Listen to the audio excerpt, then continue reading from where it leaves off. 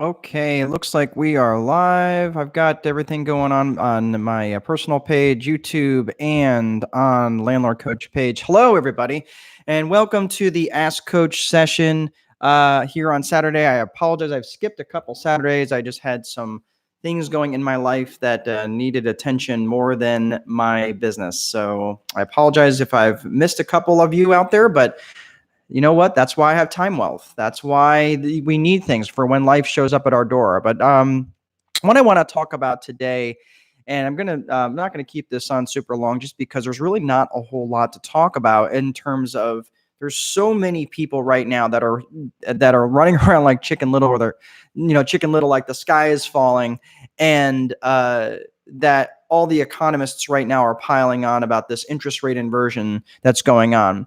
Um, I have a secret love of economics. That was actually when I was in school. There's a couple things that you may not know about me, a couple things that I really truly love. I love literature. I love English and writing and just things like that. So some of you may know that about me. I also love biology. Biology is just kind of a secret passion of mine. That if I had $1 million, in my pocket, what would I, or $100 million in my pocket, what would I be doing, if I didn't have to worry about money or that sort of thing? I don't know. I think I would probably do something related to biochemistry or biology. I actually do love the study. I love that field. And I always stay in touch with that. But the other thing that I really enjoyed was economics.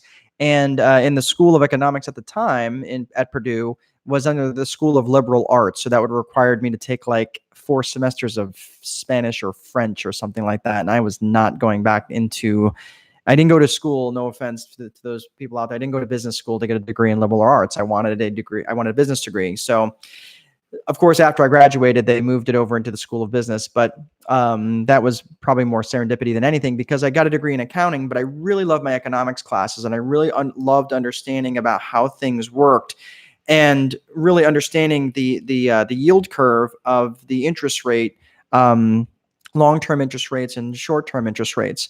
Well, the what the hullabaloo is all about right now is that the interest.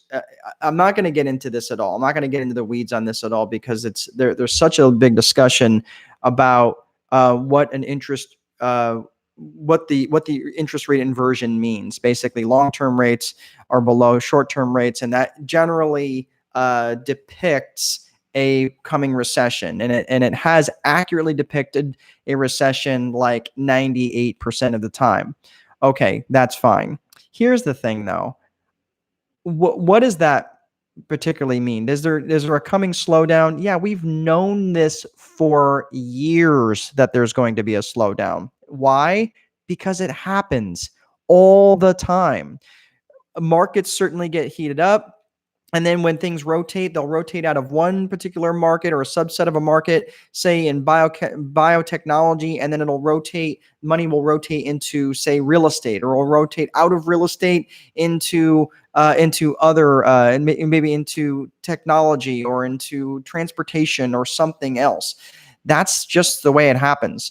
So I'm not running around like, oh my God, like the world is ending, like some of these economists, especially if you're watching, some of the fear mongering news out there, because guess what? They want to sell you that you need to stay dialed into their news outlet and listen to how bad things are. Bad news is good for news outlets.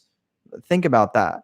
So as we're out there talking about this, about how bad things could be, and the self-fulfilling prophecy that we're all basically generating within ourselves about how bad things are going to be, look, I don't buy into that at all.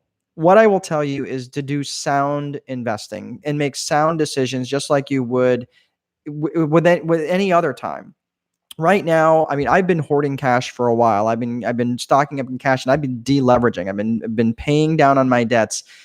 And I know whatever storm is coming, that I'll be okay. The time to fix the roof is before it starts raining.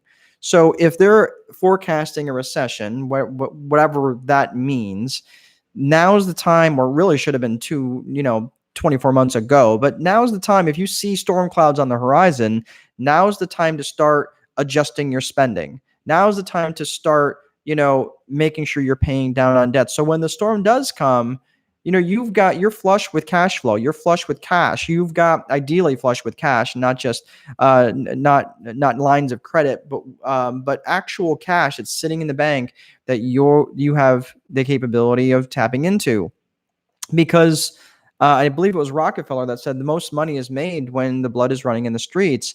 And not to sound macabre, but that's so incredibly true. Because when people are trying to sell these properties, for example, say if they buy a flip property today and it takes them, a year to get it flipped and they're ready to sell it next year, well, in the economy is such that nobody can really buy anything because the banks aren't lending or whatever. They're tightening up on credit. They're making tightened credit restrictions or things like that. Really, that would be the time to buy a property for, say, 60% of what it would normally sell for. Okay. That's when the deals are made. Just like, should you buy a winter coat in the spring?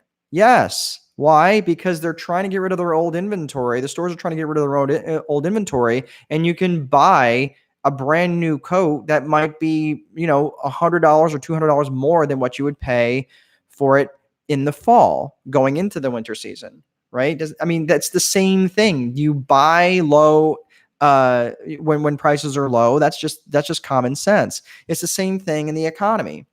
So just because things cycle, right? Obviously, right now would be the time to buy a motorcycle. Time now would be to buy a boat. Time now would be to buy a jet ski, maybe bathing suits, things like that. So for the next season, because again, these things are seasonal. It's no different with real estate investments, or right now, I'm not a motivated buyer. I see a lot of motivated buyers out there, which tells me that people they're so eager to buy that they're just being they're being foolish with their money. They're fearful of missing out, so they want to get into the game no matter what it costs them, and that is just a bad place to be. I know because I've been there and I've made those mistakes.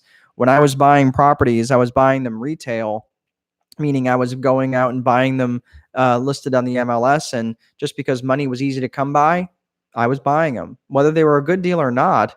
I might have cleared maybe $100 a month on these properties, but all it took was one person to go in there and do $3,000 worth of damage, and I was done with profitability for the next 2.5 years, and that sucks, and that's a place where I don't want you to be. So please do not be a motivated buyer. I'm not saying that the sky is falling. I'm just saying now is the time to prepare for if there is a pending storm, if there's a pending storm. And I don't even say it might be it could just be thunder clouds on the horizon. It doesn't necessarily mean we're going to have a tornado. Just be prepared. That's all I'm saying. And that way, if it comes, great. If it doesn't come, that's okay too. But at least you're going to have that capital sitting along the sidelines to deploy when the time is right and when your deal comes that's in alignment with your vision for the future. So that's all I have for today. There's I'm working on I've got a couple of you have been asking. I've got a membership site that is getting ready to revamp the membership side of that.